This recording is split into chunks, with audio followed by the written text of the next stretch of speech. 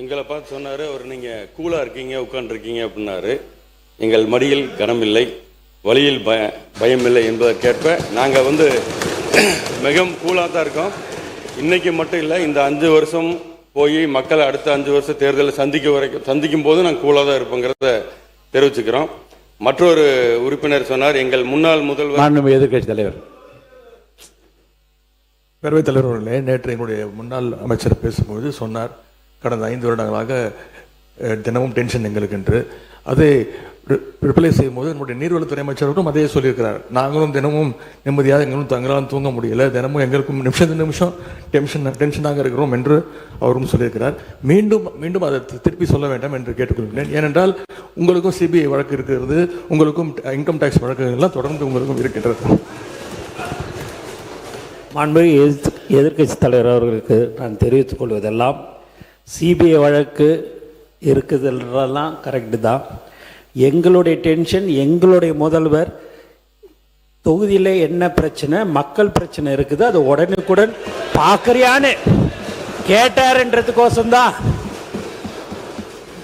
நான் உங்களுக்கு அப்படி சொன்னனே ஒழிய, நான் வேறு எந்த அர்த்தத்துலேயும் நாங்கள் எங்களை பயமுறுத்தியோ டென்ஷன் படுத்தியோ இல்லை. அவர் முதல்லாம் பார்த்தீங்கன்னா எங்கள் சட்டமன்ற உறுப்பினர்லாம் எப்போ எங்களுடைய தலைவர் பேசுவார்னு நினச்சிருந்தாங்க. இப்போ ஃபோன் வந்தாலே பயம் இருக்குது. ஏதாவது தொகுதியில் ஒரு சின்ன விஷயமா இருந்தால் கூட அதை ஏன் உடனே செய்யலன்னு கேட்கக்கூடியவர் தான் எங்கள் முதல்வர் என்பது தெரிவிச்சு. உட்காருங்க. மாண்பு எதிர்க்கட்சி தலைவர் சொல்லி முடிச்சு நீங்கள் சொல்லுங்கள், உங்கள் கருத்தை சொல்லுங்கள். பேரவைத் தலைவர்களே, எங்களுடைய சட்டமன்ற உறுப்பினர் முன்னாள் அமைச்சர் அவர்களும் அதே எண்ணத்தோடு தான் பேசினார். அவர் ஒரு மூத்த அமைச்சராக இருக்கக்கூடியவர், வேளாண்மை துறை அமைச்சராக இருந்தவர்.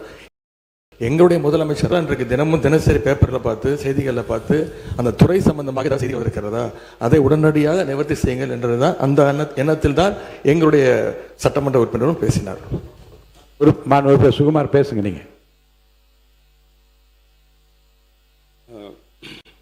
நேற்று மற்றொரு முன்னாள் அமைச்சர் பேசும்போது சொன்னார், எங்கள் முன்னாள் முதல்வர் எங்கும் இருக்கிறார், எல்லா திட்டங்களும் இருக்கிறார், நீக்கமர நிறைந்திருக்கிறார், எல்லா இடத்துலையுமே இருக்காருன்னு சொல்லி பேசினார்.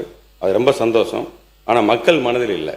மக்கள் மனதில் இருந்தால் மட்டும்தான் இந்த சட்டமன்றத்துக்குள்ளே வர முடியுங்கிறது உங்களுக்கும் தெரியும், எங்களுக்கும் தெரியும்.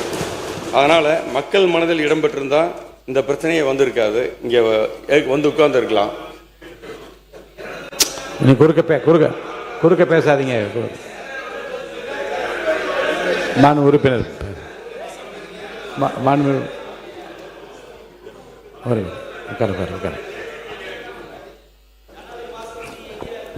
மாண்புமிகு பேரவைத் தலைவர்களே, மாண்புமிகு உறுப்பினர்கள் கடந்த ஆண்டு ஆட்சியில் இருக்கும்போது யார் கூட சுற்றிக்கிட்டு இருந்தார் என்பது உலகத்துக்கு தெரியும். எங்களுடைய ஊரக தொழில்துறை அமைச்சர் ஐபி குடன் அவர் கூட இருந்தார், பழகினார் இருந்தார். ஆனால் நாங்கள் படுற டென்ஷன் அவருக்கு தெரியும். நாங்கள் எதுக்காகனா மக்களுடைய பிரச்சனைகளை அன்றாடம் பார்க்க வேண்டும், அமைச்சர்களும் சட்டமன்ற உறுப்பினரும் இருக்க வேண்டும் என்று எங்களுடைய தலைவர் அவர்கள் கூறியதை அனுப்பி நாங்கள் பண்ணிடுறோம். அதுபடி எங்கள் திட்டமும் மக்களுக்கு செல்ல வேண்டும். கிட்டத்தட்ட இப்போ யார் மனதிலே இல்லைங்கிறார். 1,31,00,000 பெண்களுடைய மனதிலே அவர் குடியிருந்து கொண்டிருக்கிறார்கள். அதே போல இங்கே புதுமை பெண் திட்டம் விளக்க வேண்டாம். உறுப்பினர் சொல்லிட்டீங்க, அவர் கருத்துக்கு தப்பு சொல்லிட்டீங்க, அதோட நிறுத்திடுங்க. போதும் உட்காருங்க. மாண்பு உறுப்பினர் கருத்து சொல்லுகிற போது ஒரு கான்ட்ரவர்சி இல்லாமல் நீங்கள் முடிச்சிருங்க. ஏன்னா நீங்கள் சொல்லுகிற போது மிகப்பெரிய திராவிட பாரம்பரியத்து குடும்பத்திலிருந்து வழித்தோன்றலாக இருக்கின்றீர்கள். அந்த கண்ணியத்தையும் கௌரவத்தையும் காப்பாற்ற வகையில் நீங்கள் தொடர்ந்து பேச வேண்டும் என்று நான் கேட்டுக்கொள்கிறேன். இல்லை, இப்போ ஒருத்தர் அங்கே பின்னாலன்னு சொன்னாங்க, நீ எங்கே? அதை பின்னாடி முன்னாடிலாம் வேண்டாம், என்னை பார்த்து எனக்கு நீங்கள் பதில் சொல்லுங்கள், தொடர்ந்து பேசுங்க. இல்லை, நான் இருந்த திமுக தான் இல்லைன்னு நான் சொல்லலை. அதாவது என்னைக்கு சப்ஜெக்ட் வாங்க, அவங்களுக்கு பதில் சொல்ல வேணாம். நீங்கள் அது சொன்ன நீதிநிலை அறிக்கை வேளாண் பேசுங்க. நான் எல்லாத்தையும் என்னை விட ஒரு வயசு பெரியவங்களாக இருக்கிறதுலேருந்து எல்லாத்தையும் நான் மதிக்கக்கூடியவங்க தான். நான் அதில் நான் தவறாக எந்த கருத்து நான் சொல்ல. நான் இருக்கிறது மக்கள் நினைக்கிறதையும் மக்கள் என்ன மாதிரி நடந்துக்கிட்டாங்கிறது தான் நான் சொல்கிறேன். நான் போதும் உட்காருங்க. மாண்பு உறுப்பினர் உட்காருங்க. வேண்டாம் இப்போ அவர் இல்லை அவரை திருத்தி கொள்ளுகிறப்ப நீங்கள் விடுங்க.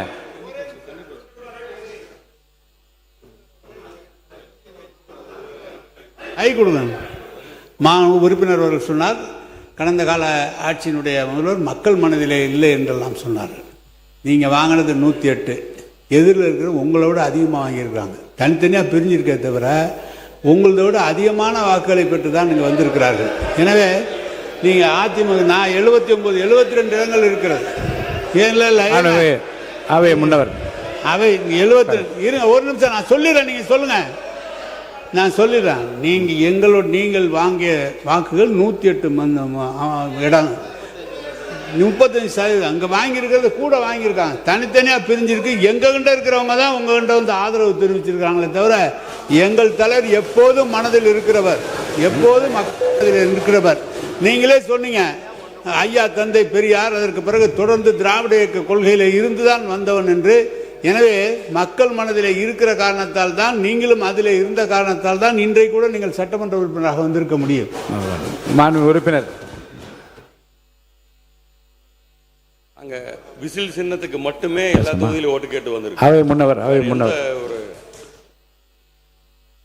பேரவைத் தலைவர் அவர்களே, மாண்பு துணைத் தலைவர் அவர்கள், எதிர்க்கட்சி துணைத் தலைவர்கள் இங்கே பேசுவோர் கருத்தை சொன்னார்கள்.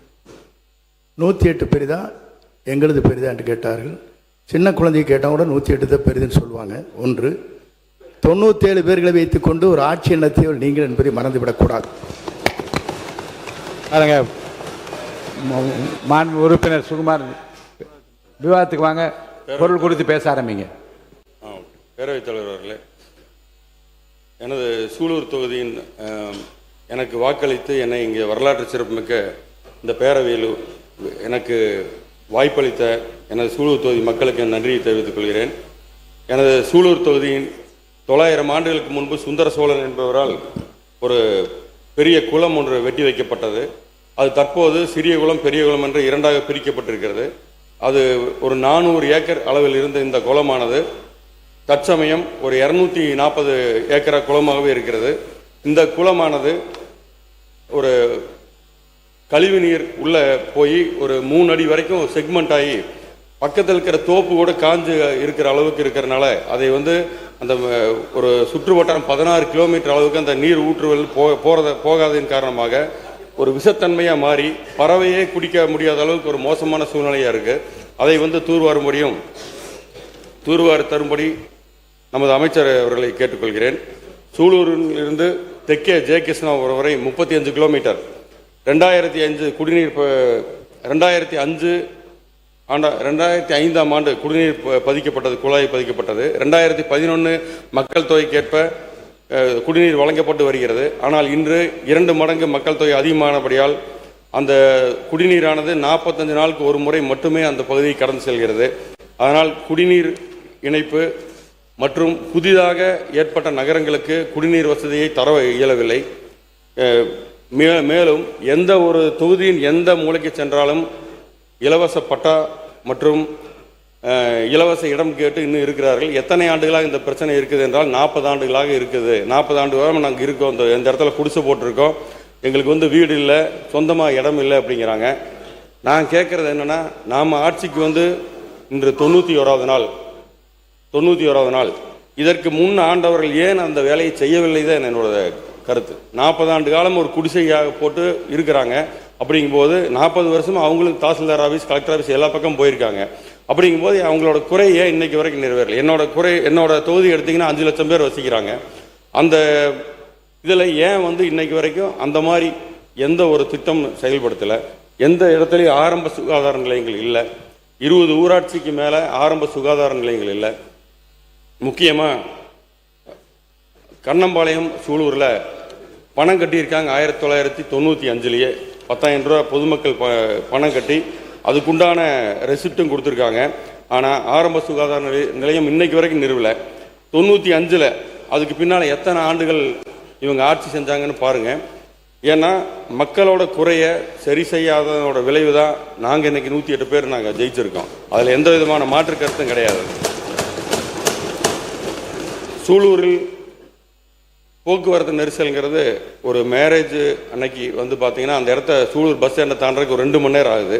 அதனால் அந்த சூலூரில் வந்து மையப்பகுதியில் ஒரு மேம்பாலமும், திருச்சி சாலையிலிருந்து கலங்கல் சாலை வரைக்கும் எல்லை அகலப்படுத்த வேண்டும் என்றும், கனியூர் டோல்கேட் அருகே சேலம் கொச்சின் சாலையிலிருந்து மாதப்பூர் சேலம் சாலையை அகலப்படுத்த வேண்டும் என்றும், இது இந்த மேற்கண்ட பணி வந்து CRIDP 2026-27 திட்டத்தின் கீழ் முன்னுரிமை அடிப்படையில் விரைந்து செயல்படுத்த வேண்டும் என்று கேட்டுக்கொள்கிறேன். அதுபோல் சூலூரில் வந்து ஒரு அரசு கலைக்கல்லூரி மற்றும் பாலிடெக்னிக், இது வந்து அந்த தொகுதியில் ஒரு அங்கிருந்து போகிறோன்னா ஒரு 40 கிலோமீட்டர் போனால் தான் அரசு கலைக்கல்லூரியும் பாலிடெக்னிக்குங்க.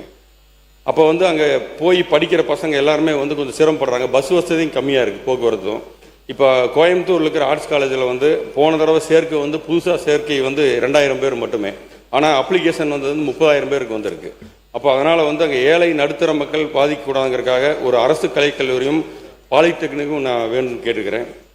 அதே மாதிரி அவனாசி அத்திக்கடவு நிலத்தடி நீர் செறிவூட்டும் திட்டம் ஒரு 1900 கோடியில் 2019 இது ஆரம்பித்து வருஷத்துக்கு 90 நாள் மட்டுமே தண்ணி வந்து ஏரியாவுக்கு வரும். இது வந்து மிகப்பெரிய குளங்கள் அந்த வழியில் இருக்குது. அதுக்கு வந்து கடைசி வரைக்கும் அந்த குளங்கள் தண்ணி வந்து சேர்றதில்லை. சேர்ந்தால் மட்டும்தான் நிலத்தடி நீர் டெவலப்மெண்ட் ஆகும். சூலூரில் வந்து தண்ணி பஞ்சம் நிறைய இருக்குங்க. ஏன்னா சூலூர் வந்து கோயம்புத்தூர்லேயே மேடான பகுதி. அதனால் வந்து அந்த அத்திக்கடவு திட்டத்தை வந்து நீர் செறிவூட்டும் திட்டத்துக்கு வந்து இன்னும் கொஞ்சம் பண பற்றாக்குறை இருக்குங்கிறாங்க, மெயின்டெனன்ஸுக்கு மட்டும். அதை மட்டும் கொஞ்சம் பண்ணித்தரும்படி கேட்டுக்கிறேன். மாண்புமிகு பேரவைத் தலைவர் அவர்களே, எங்கள் தொகுதியில் வந்து தென்னை விவசாயம் மிக பெரிய அளவில் இருக்குது. தேங்காய் வந்து உரம் மற்றும் மூலப்பொருள் கூலி இதெல்லாம் சேர்த்தும் போது தேங்காய் வந்து விலை போகிறதில்லை.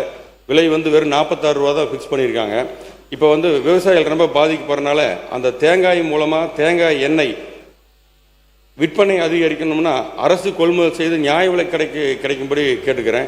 நியாய விலை கடையில் தேங்காய் எண்ணெய் விற்கும்போது தென்னை விவசாயிகள் மிகவும் சந்தோஷப்படுவாங்க அப்படிங்கிறது. மற்றும் சூலூர் மற்றும் திருப்பூர் பகுதியைச் சேர்ந்த எங்களை விசைத்தறி உரிமையாளர்கள் ரொம்ப அதிகமாக இருக்காங்க எங்களோட தொகுதியும் பக்கத்துலேயும். இவங்களுக்கு வந்து இவங்க மெயினான கோரிக்கை என்ன கேட்டால், வீடுகளுக்கு வழங்குற போல விசைத்தறி கூடங்களுக்கு சோலார் பேனலுடன் நெட் மீட்டர் கேட்குறாங்க. இது வந்து ரொம்ப நீண்டகால கோரிக்கையாக இருக்குது. என்னோட ஒரு சின்ன இந்த சபைக்கு மாண்புமிகு பேரவைத் தலைவர்களே ஒரு விஷயம் தெரிவிச்சுக்கிறேன். இலவச பட்டா கேட்டு வர்றாங்க.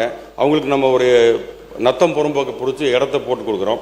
அதுக்கப்புறமா கொஞ்ச நாள் கழித்து அவங்க திரும்ப வீடு வேணும்னு கேட்டு வர்றாங்க. இதுக்கு பதிலாக இடம் இருக்கிற அந்த நத்தம் புறம்போக்கிலேயே வந்து குடிசை மாற்று வாரியம் திட்டம் மூலமாக ஒரு ஏக்கரால் வந்து ஒரு மீறி போனால் ஒரு 30 பேர்த்த வீடுகள் இடம் தர முடியும். ஆனால் வீடாக கட்டினோம்னா ஒரு 200 பேர்த்துக்கு தரலாம். அதை வந்து அரசாங்கம் பரிசீலனைக்கும்படி கேட்டுக்கொள்கிறேன்.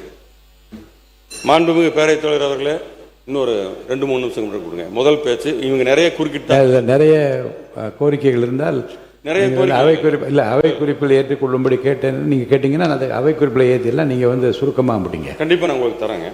இப்போ மெயினாக வந்து கோயம்புத்தூரோட குடிநீர் ஆதாரம் 2 அணைகள் மட்டுமே, பில்லூர் சிறுவாணி. இந்த பில்லூர் அணை வந்து 1961 ஆரம்பித்து 67 கட்டி முடித்தாங்க. இதில் வந்து ரொம்ப ஒரு 44.4 மில்லியன் கனமீட்டர் வந்து தண்ணீர் சேகரிக்கிற இடத்துல இப்போ 2023 ஆய்வின்படி 58.59% வந்து கொள்ளளவு இழந்திருக்கு. ஏன்னா கம்ப்ளீட்டாக சேராக இருக்குங்க. அந்த சேரை எடுக்கிறதுக்கு வந்து ரொம்ப வருஷமாக திட்டம் போடுறாங்க. ஆனால் இன்றைக்கி வரைக்கும் நடக்கலை. அதுக்கு வந்து ஃபாரஸ்ட் டிபார்ட்மெண்ட் வந்து NOC கொடுக்கறது இல்லை அப்படிங்கிறாங்க அந்த மண் எடுத்து போடுறதுக்கு. அதை வந்து கவனத்தில் கொள்ளும்படியும், ஏன்னா அந்த 58% நிறைஞ்சாலே கோயம்புத்தூரோட 99% தனி பிரச்சனை இருக்காது அப்படிங்கிறதையும் தெரிவிச்சுக்கிறேன்.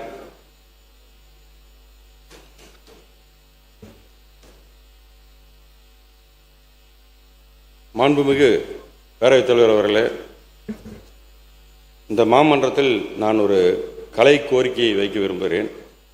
எங்கள் ஊருக்கு சினிமா வருமா என்று ஏங்கிய மக்களை எங்கள் ஊரே சினிமா வந்துருச்சே அப்படின்னு சந்தோஷப்பட்ட வைத்த திரு இயக்குனர் இமயம் பாரதி ராஜா அவர்கள் அரை நூற்றாண்டு காலம் இந்த மண்ணையும் மக்களையும் பெருமைப்படுத்தி கலை செய்தவர்.